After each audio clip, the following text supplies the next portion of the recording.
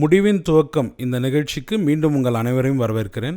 நம்ம கடந்த 2 எபிசோடுகளாக நோவாவை குறித்து அநேக காரியங்களை நம்ம டிஸ்கஸ் பண்ணிக்கிட்டு வரோம். போன எபிசோட்லேயும் கூட நோவாவின் காரியங்கள் சபையை குறித்து என்ன சொல்லுதுன்னு அநேக காரியங்களை நம்ம பார்த்தோம். சபையை குறித்தும் நம்ம பார்த்தோம்.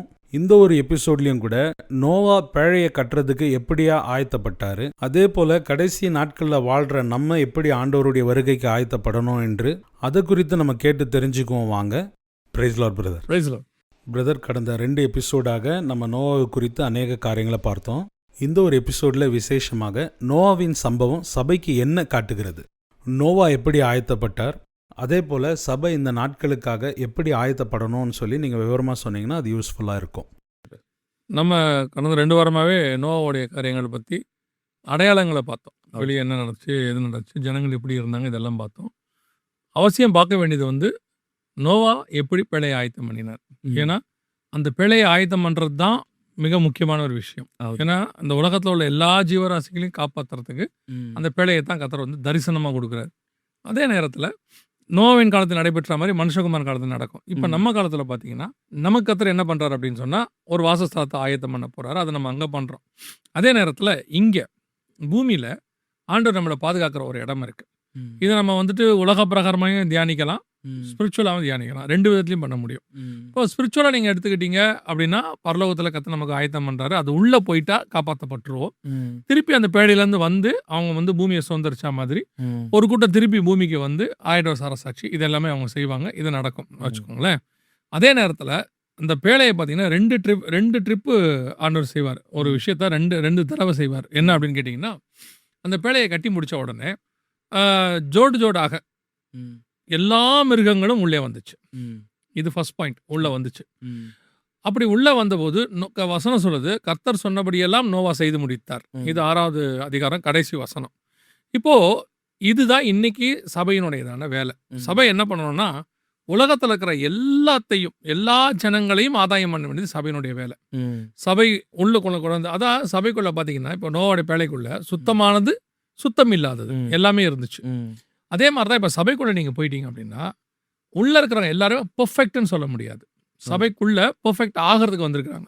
இன்னைக்கு விசுவாசிகளுக்கு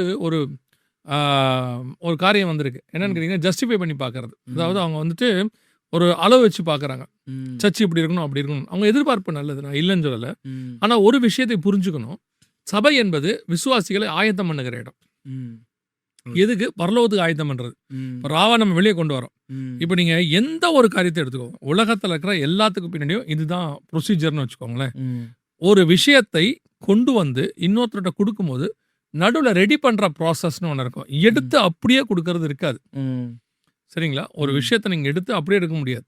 அதை கொண்டு கிளீன் பண்ணி ரெடி பண்ணி உரியவர்கிட்ட ஒப்படைக்கிறது. விளையாடுறது ஒரு இடமா இருக்கும், அல்லது செய்யப்படுறது ஒரு இடமா இருக்கும், ஒப்படைக்கிறது ஒரு இடமா இருக்கு. நடுவில் இந்த டிரான்ஸ்ஃபர்மேஷன் இடம் ஒன்று இருக்கும்.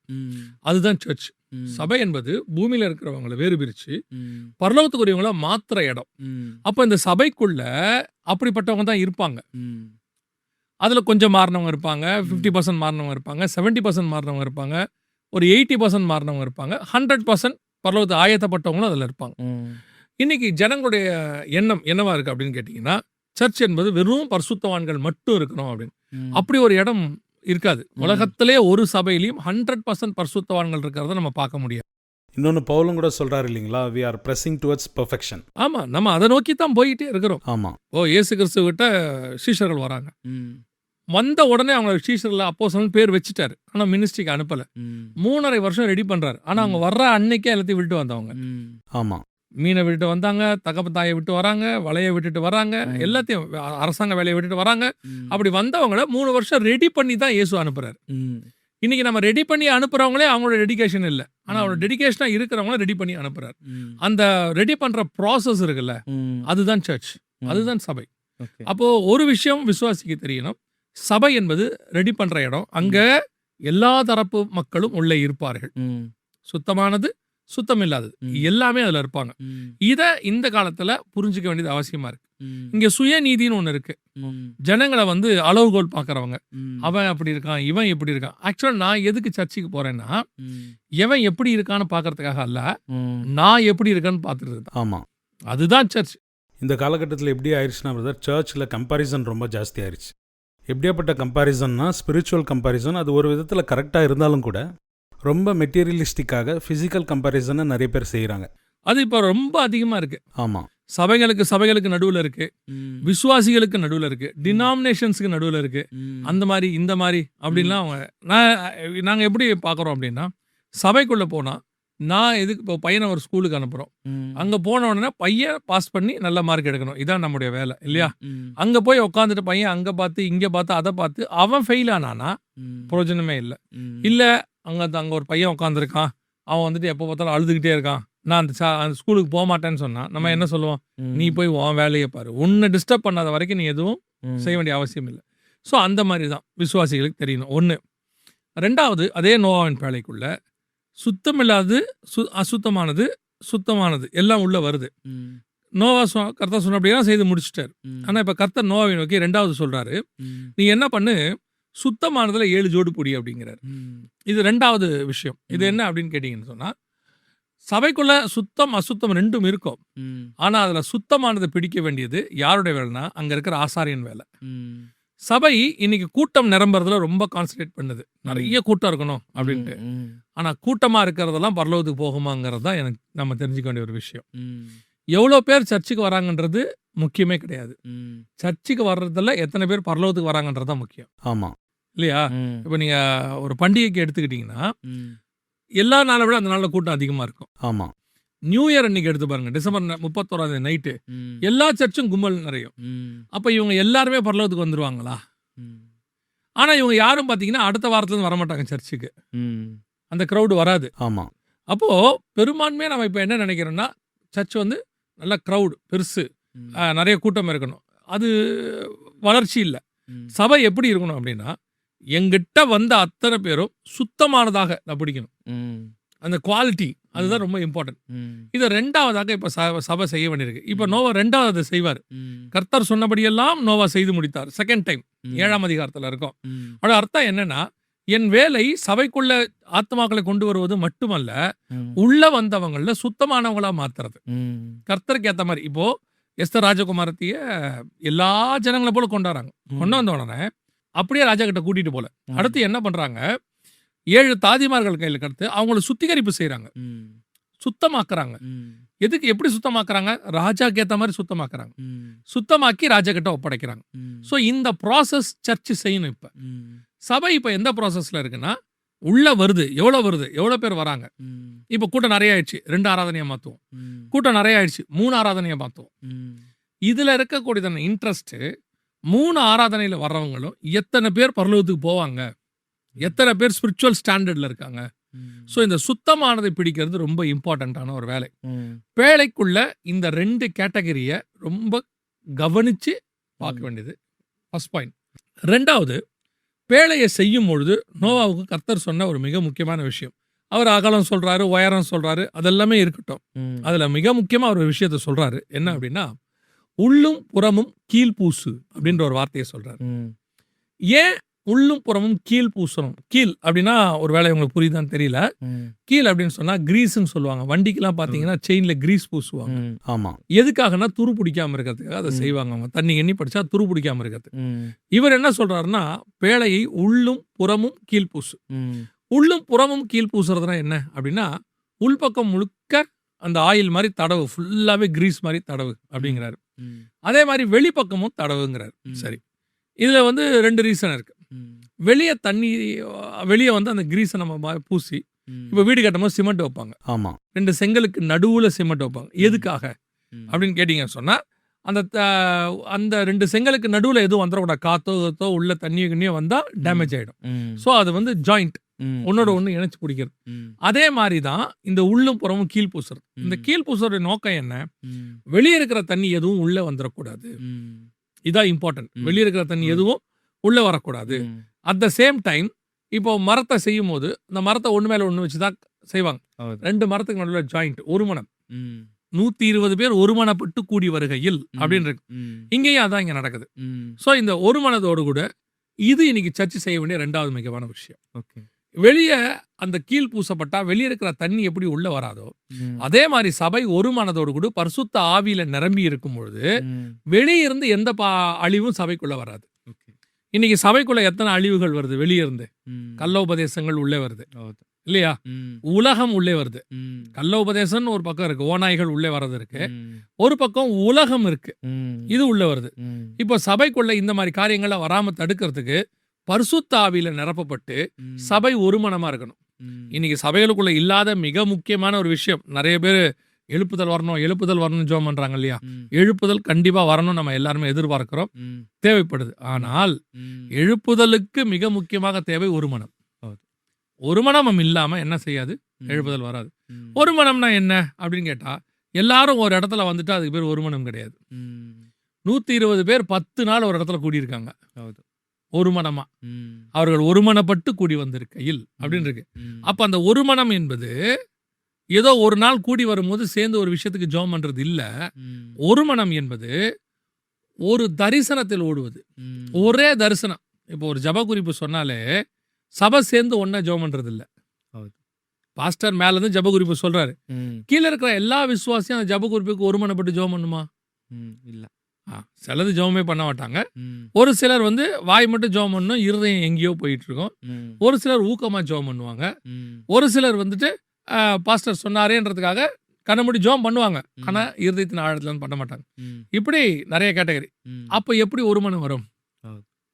ஒரு மனம் இல்லாமல் ரிவைவல் இல்ல. ரிவைவலோட இதான பேசிக் பாயிண்ட் ஒரு மனம். ஏன்னா அப்போஸ்தலர்ல பார்த்தோம்னா ஒவ்வொரு அதிகாரத்திலையும் கூட அவங்க எல்லாரும் ஏக சிந்தை உள்ளவர்களாகவும் ஒரு மனம் உள்ளவர்களாகவும் இருந்தாங்கன்னு பார்க்க முடியும். 5வது அதிகாரம் வரைக்கும் நீங்க அதை வாசிக்க முடியும். ஆமா, ஏக சிந்தை உள்ளவர்களாக, ஒருமனப்பட்டவர்களாக, ஒருமனப்பட்டவர்கள் சாலமன் மண்டபத்தில் இருந்தார்கள், அவர்கள் ஒருமித்து வாசம் பண்ணினார்கள், இப்படியே தான் இருக்கும். ஆமா. எப்போ சபைகளுக்குள்ள நான் யூதன் கிரேக்கன்ற பிரச்சனை ஒன்று வரும், அங்க கிரேக்க விதவைகள் பந்திய விசாரிப்புகள் கவனிக்கப்படுவதில்லை என்று எபிரேயருக்கு விரோதமாக அவர்களை முறுமுறுத்தார்கள் இருக்கும். யூதன் கிரேக்க எபிரேயன்ற சண்டை வந்த உடனே அங்க ஒருமனம் போயிடும். ஒருமனம் போடணும்னா ரிவைவல் போயிடும், சபை சிதறடிக்கப்பட்டுரும். இன்னைக்கு சபை வெளியே அந்த ஒரு மனதோடு கூட ஆயில் பூசப்பட்டு அபிஷேகம் அது இருக்கணும். 2வது உள்ள கீழ் பூசப்பட்டு. அதோட அர்த்தம் என்னன்னா உள்ள முழுக்க. உள்ள எதுக்கு கீழ் பூசணும்? யோசிச்சு பாருங்க. வெளியே இருந்து கீழ் பூசணும் நியாயம். ஆமா. ஆனா உள்ள ஏன் கீழ் பூசணும்? அதுக்கும் காரணம் இருக்கு. இப்ப நீங்க வீடு பண்றீங்க இல்லையா? வீடு பண்ணும்போது செங்கல்லாம் வச்சுட்டு வெளியே சிமெண்ட் போட்டு பூசிடுவீங்க ஃபுல்லா. வால் அதுக்கு பேரு. பூசிட்டு அதுக்கு பேர் என்னது? வாலா மாறிடும். ஆமா. அது வரைக்கும் அது செங்கலா இருக்கும். சிமெண்ட்டை போட்டு பூசின உடனே அது ஒரு வாலா மாறிடும், ஒரு அலங்கம் அப்படி ஆயிடும். ஆமா. அப்ப அதே மாதிரி உள்ளையும் பூசினாதான் அது வால். ஆமா. இல்லனா செங்கல் தான் தெரியும். ஆமா. பூசிட்டா செங்கல் தெரியாது, வால் தெரியும். அதே மாதிரி தான் கீழ் ஆயில் வச்சு பூசிட்டா உள்ளுக்குள்ள யாருமே தெரிய மாட்டாங்க, ஆவியானவர் மட்டும்தான் தெரிவார். அதான் சர்ச். சபை என்பது அப்படி மூடப்பட்டு உள்ளுக்குள்ள இயேசு கிட்ட கேட்கறாங்க. இப்ப இயேசு சொல்ற ஒரு அழகான வார்த்தை, நானே வாசல், என் வழியாய் பிரவேசிக்கிறவன் உள்ளும் புறமும் மேய்ச்சலை கண்டடைவான். சோ உள்ளேயும் மேய்ச்சல் இருக்கு, வெளியும் மேய்ச்சல் இருக்கு. அப்ப உள்ளங்கிறது ரொம்ப இம்பார்ட்டன்டான ஒரு விஷயம். ஆண்டவர் அதான் சொல்றாரு, உள்ளும் புறமும் கீழ் பூசு. ஆயில் பூசும் போது ஃபர்ஸ்ட் உள்ள பூசு, அப்புறம் வெளியே பூசுங்கிறார். அதோட அர்த்தம் என்ன? முதல்ல உள்ள சரி பண்ணு. சர்ச்சை முதல்ல உள்ள ரெடி பண்ணுங்க, ஸ்பிரிட்ல ரெடி பண்ணுங்க. ஆசை இருக்கு உங்களுக்கு, சர்ச்சு பெருசாகணும், அப்படி ஆகணும், இப்படி ஆகணும். இது எல்லாமே உங்க ஆசை, உங்க விருப்பத்தை கர்த்தர் நிறைவேற்றுறாரு, அவ்வளவுதான். ஆனா கர்த்தருடைய விருப்பம் ஒண்ணு இருக்கு.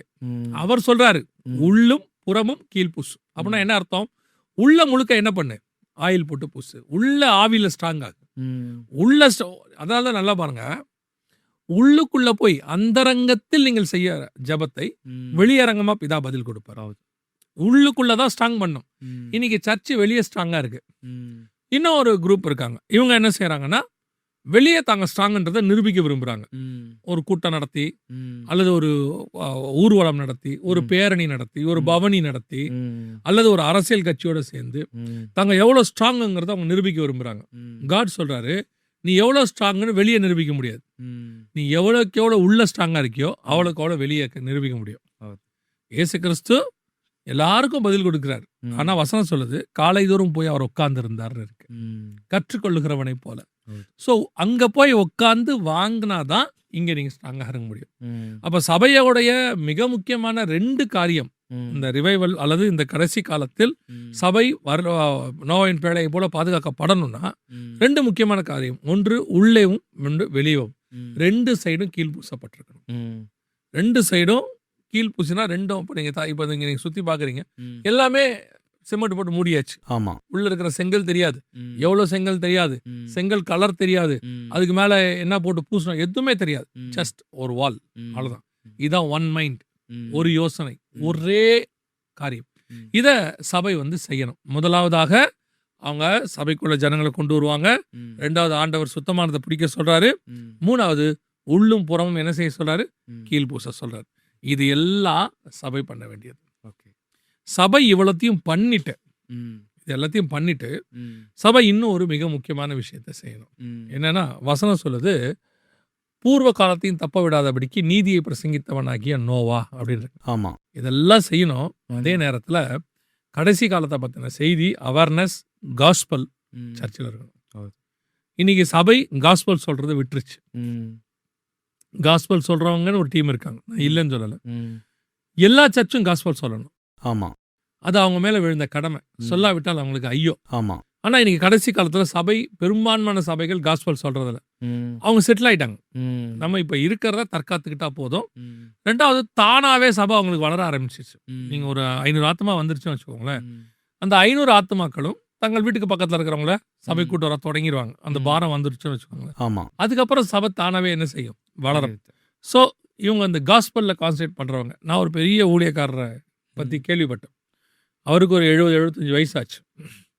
அவர் சர்ச்சில் அவர் ஒரு காலத்தில் பயங்கரமாக சுவிசேஷம் சொல்லியிருக்கிறார். அப்போ அவர் கூட இருந்தவர் ஒரு நாள் பேசிட்டு இருக்கும்போது சொன்னார், திடீர்னு ஒரு நாள் அந்த ஊழியக்காரர் ஒரு டிரைவரை கூப்பிட்டாராம். தம்பி வண்டி எடுங்க அப்படின்னாரு. இப்போ இவரை சரிங்க ஐயா அப்படின்னு வண்டி எடுத்துட்டார். எங்கேயா போனோம் அப்படின்னு உடனே அவர் சொல்லியிருக்காரு, இந்த ஆத்தோரமாக குடிசை போட்டு உட்காந்துருப்பாங்கல்ல, அந்த இடத்துக்கிட்ட போப்பா அப்படின்னு சொல்லியிருக்கிறார். அது ரொம்ப சகதியா, நடக்கவே முடியாது. அந்த கரையோரத்தில் இருக்கிறதால தண்ணி சகதியாக இருக்குங்க. இப்போ இவர் நல்ல பெரிய ஊழியக்கார், மூத்த ஊழியக்கார். அப்போ இவர் என்ன பண்ணுறாரு, அங்கே போக சொன்ன உடனே இவர் நினச்சிக்கிற இவர் எதுக்கு அங்கே போக சொல்கிறாரு அப்படின்ட்டு. அப்புறம் நேராக போய் அங்கே இருக்கிற ஜனங்களுக்கு போய் சுவிசேஷம் சொல்கிறார் தனியாக. சொல்லிட்டு ட்ராக்ஸ் கொடுக்குறாரு. அங்கே ஒரு மணி நேரம் 1.5 மணி நேரம் போகுது. அவருக்கு ஒரு 70 வயசு இருக்கும். போகுது. முடிச்சுட்டு அப்புறம் சொல்கிறார், தம்பி வண்டி எடு. ஐயா இப்போ எங்கள் வீட்டுக்கு போகிறோம். இல்லை இன்னொரு இடத்துக்கு போகிறோம். இது எங்கன்னு கேட்டிங்கன்னா, சென்னையிலேயே ஒரு பெரிய ஷாப்பிங் மால் இருக்கிற ஒரு பெரிய ஷாப்பிங் மால். அது வாசலில் ரோடில் நின்று ட்ராக்ஸ் கொடுக்குறாரு அவர் உள்ளே போகிறவங்களுக்கு. அவர் அதை செய்ய வேண்டிய அவசியம் இல்லைன்னு நம்ம இப்போ சொல்லலாம். கேட்டால் அவர் சர்ச்சில் 5000 பேர் 10,000 பேர் இருக்காங்க. அவங்க செய்வாங்க, இவர் அதை செய்யணும். அப்போது வரும்போது அந்த டிரைவர் கேட்குறாரு, ஐயா நீங்கள் போய் ஏன் இதெல்லாம் செஞ்சிட்ருக்கீங்கன்னு. அப்போ அவர் சொன்னாரா, சுவிசேஷம் அறிவிக்கல் என்மேல் விழுந்த கடமை, செய்யாவிட்டால் எனக்கு ஐயோ. சர்ச்சு எனக்கு கொடுத்துட்டாரு, ஆண்டவர் ஆத்மா கொடுத்துட்டாரு, எனக்கு தேவைகளை கொடுத்துட்டாரு, நல்லா இருக்கேன். ஆனால் நான் அறிவிக்க வேண்டிய சுவிசேஷத்தை என்ன பண்ணணும்? அறிவிச்சுக்கிட்டே இருக்கணும். இதுதான் இவ்வளோ பெரிய பேழையை கட்டிட்டேன், மிருகம்லாம் உள்ள வந்துருச்சு. இப்போ நான் என் குடும்பத்துக்கு தேவையானது சேஃப்டி மேலே பண்ணிட்டேன், ஆகாரம் சேர்த்தாச்சு, கர்த்தர் சொன்னபடி எல்லாம் காட்ஸ் வில் படி கரெக்டாக போயிட்டு இருக்கு. நான் சும்மா இருக்கணும்னு அர்த்தம் இல்லை. அதுக்கு பேரு நீங்க அந்த இடத்துல நல்லா கவனிச்சு பாருங்க. கர்த்தர் நோவா கிட்ட பிரசங்கம் பண்ணுன்னு சொல்லவே இல்லை. ஆமா. கர்த்தர் நோவா கிட்ட சுவிசேஷம் சொல்லுன்னு சொல்லலை. ஆனா உங்களுக்கும் எனக்கும் சொல்லியிருக்காரு. ஆமா. நீங்க போல் சகல ஜாதிகளுக்கும், இப்போ சகல ஜீவ ஜந்துக்களையும் உள்ள சேர்த்துக்கோன்னு சொல்றதும், சகல ஜாதிகளுக்கு சுவிசேஷம் சொல்லுங்கிறது ஏறக்குறைய ஒரே விஷயம். ஆமா.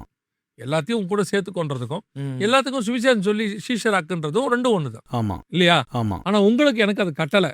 நோவாவுக்கு கட்டளையே கிடையாது. ஆமா. ஆனால் 100 வருஷம் பிரசங்கம் பண்ணியிருக்காரு. அதுவும் வசனம் சொல்லுது, கர்த்தர் நீடிய பொறுமையோடு கூட காத்திருந்த போது அப்படின்னு. அப்புறம் என்ன அர்த்தம்னா, நோவா பிரசங்கம் பண்ண அவர் காத்துக்கிட்டு இருக்காரு ஆண்டவர். ஆமா. இப்ப நம்ம பத்தி வசனம் சொல்லுது, தாமதிக்கிறார் சிலர் எண்ணுகிறபடி தேவன் தம்முடைய வாக்குத்தத்தத்தை குறித்து தாமதமாயிராமல் எல்லாரும் மனம் திரும்ப வேண்டும் நீண்டிய பொறுமை உள்ளவராக இருக்கிறார். இப்ப நம்ம காலத்துல கர்த்தர் 2000 வருஷமா பொறுமையா இருக்கார்ல, நோவா காலத்துல 100 வருஷமா பொறுமையா இருந்தாராம். ஆனா கணக்குப்படி பார்த்தா அவர் காத்திருந்தது 969 வருஷம். அந்த காலத்துல மெத்துசலா பிறந்ததுல இருந்து. ஸோ அவரு காத்திருந்தா, அன்னைக்கு காத்திருந்தா இன்னைக்கு டபுள் மடங்கு காத்திருக்கிறார். அன்னைக்கு நீடிய பொறுமையோடு காத்திருந்தார், இன்னைக்கு வாக்குத்தத்தம் நிறைவேறும்படி கர்த்தர் பொறுமையோடு இருக்கிறார். ரெண்டும் ஒண்ணுதான்.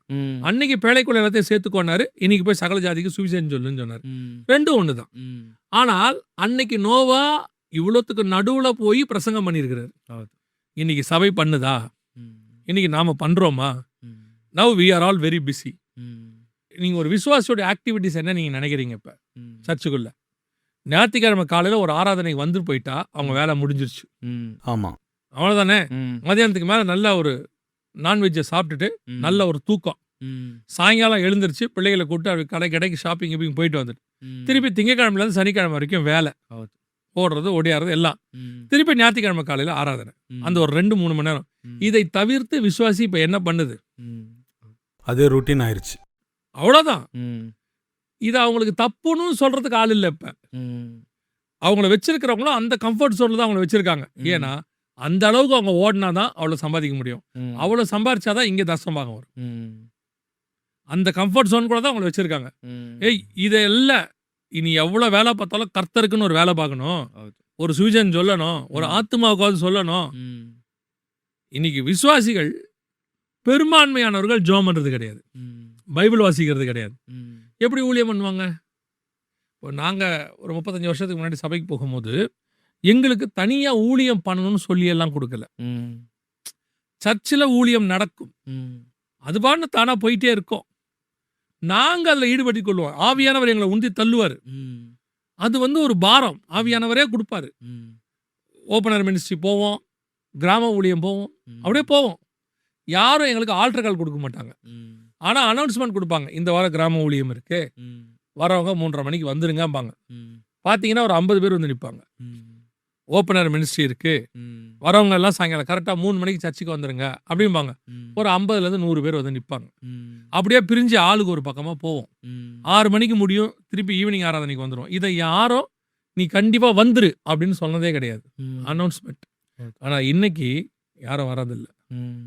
காலைல சர்ச்சு வந்து முடிச்சுட்டு வீட்டுக்கு போயாச்சுன்னா போய் நல்லா சாப்பிட்டு தூங்கி ரெஸ்ட் எடுக்கிறது. ಹ್ಮ್. அப்போ இவங்க தேவனுக்கு என்ன பண்ணாங்க? உடனே ஐயோ நாங்கள் வந்து சர்ச்சுக்கு வர்றதே பெரிய விஷயம், வந்தீங்கன்னா அது நீங்கள் பரலோகத்துக்கு போகிறதுக்கான ஒரு பாயிண்ட்டு, ஆமா. அது கூட வரலைன்னா உங்களது கஷ்டம். ಹ್ಮ್. 2வது நாங்கள் தசம காணிக்கலாம் கரெக்டாக கொடுக்குறோம், அது கர்த்தர் கொடுத்ததுல நீங்கள் திருப்பி கொடுக்குறீங்க. ஆமா. நீங்கள் என்ன தேவனுக்கு செய்தீர்கள்? ಹ್ಮ್. இதுதான் கேள்வி. ಹೌದು. இன்னைக்கு ஒரு கூட்டம் அந்த நோவா பிரசங்கம் பண்ணதான போல ஒரு பிரசங்கத்தை பண்றது இல்லை. ಹ್ಮ್. நோவா போய் இவ்வளோத்துக்கு நடுவுலையும் அவ்வளோ பேழையை கட்டி கர்த்தர் சொன்னபடியெல்லாம் செய்து முடித்தார். ஸோ பர்ஃபெக்ட், கர்த்தர் சொன்னதெல்லாம் செஞ்சிருக்காரு. ಹ್ಮ್. அதை முடிச்சுட்டு அடுத்து அவர் எங்கே போறாரு? ஊழியம் பண்ண போறாரு. ಹ್ಮ್. இன்னைக்கு நம்மக்கிட்ட அது இருக்குதா? ಹ್ಮ್. அதுதான் இன்னைக்கு கேள்வி. இன்னைக்கு நமக்கு அது இல்லை. ಹ್ಮ್. ஸோ சபை ஆயத்தப்படணும், ஒரு கூட்டத்தை காப்பாற்றணும், பரலோகத்துக்கு போகணுங்கிற பாரம் வேணும் முதல்ல. ಹ್ಮ್. நோவா பார்த்து கர்த்தர் சொன்னார், உன் குடும்பத்தை காப்பாற்ற முடிய ஒரு பேழையை உண்டு பண்ணு, ಹೌದು. நான் பூமியில் உள்ள ஜீவ ஜந்துக்கள் எல்லாத்தையும் ಹ್ಮ್. ஜோடு ஜோடாக காப்பாற்ற போகிறேன் அப்படின்னு சொன்னார். ஆனால் நோவா எபிரேயர் 11 சொல்லுது, தன் குடும்பத்தை ரட்சிக்கும்படி பேழையை உண்டு பண்ணினான், ಹ್ಮ್. அது சொல்லுது. ஆனால் நோவாவை பற்றி வசனம் சொல்லுது, அத்தனை பேருக்கும் 100 வருஷமாக சுவிசேஷம் சொல்லியிருக்காரு. ಹೌದು. So it's the perfect. இதுதான் இன்னைக்கு நாம் செய்ய வேண்டியது. ಹ್ಮ್. வருகையில் போகணும், சபை எடுத்துக்கொள்ளப்படணும் அப்படின்னா மிக முக்கியமாக நோவா செய்தவர்கள் இதுவும் மிக முக்கியம். ரொம்ப அழகா பிரதர் இந்த ஒரு எபிசோடில் எப்படி நோவா அந்த ஜலப்பிரளயத்திலேருந்து தப்பித்துக்கொள்ள சில காரியங்களை செய்தாரோ அதே போல் சபையாக நாமும் கூட கர்த்தருடைய வருகையில் எடுத்துக்கொள்ளப்படணும்னா எப்படி ஒரு மனதோடு இருக்கணும், எப்படி சுவிசேஷத்தை அறிவிக்கணும் என்று சொல்லி ரொம்ப அழகாக சபையை குறித்து கர்த்தருடைய வருகையில் எப்படி ஆயத்தப்பட்டு இருக்கணும்னு சொல்லி பேசுனீங்க. இந்த எபிசோடில் வந்ததுக்காக நன்றி. பிரியமானவர்களே, கடந்த சில எபிசோட்களில் இருந்து நம்ம நோவாவை குறித்து அநேக காரியங்களை தெரிஞ்சுக்கிட்டோம். இந்த எபிசோட்லையும் விசேஷமாக நோவாவை குறித்து கர்த்தர் சொன்ன காரியங்கள் நமக்கு என்ன காண்பிக்கிறது என்றால், நாமும் கூட ஏக சிந்தை உள்ளவர்களாக இருக்க வேண்டும். அதே போல கர்த்தர் நமக்கு கொடுத்திருக்கிற பிரதான கட்டளை நாம் சுவிசேஷம் சொல்லுகிறவர்களாக இருக்கணும். அப்பொழுது மாத்திரமே நாம் கர்த்தருடைய வருகைக்கு ஆயத்தப்பட முடியும். ஆகையினால கர்த்தருடைய வருகை அதி சீக்கிரத்தில் இருக்கிறதுனால நாம் ஆயத்தப்படுவோம். இன்னும் அநேகரை கர்த்தருடைய வருகைக்கு ஆயத்தப்படுத்துவோம். God bless you.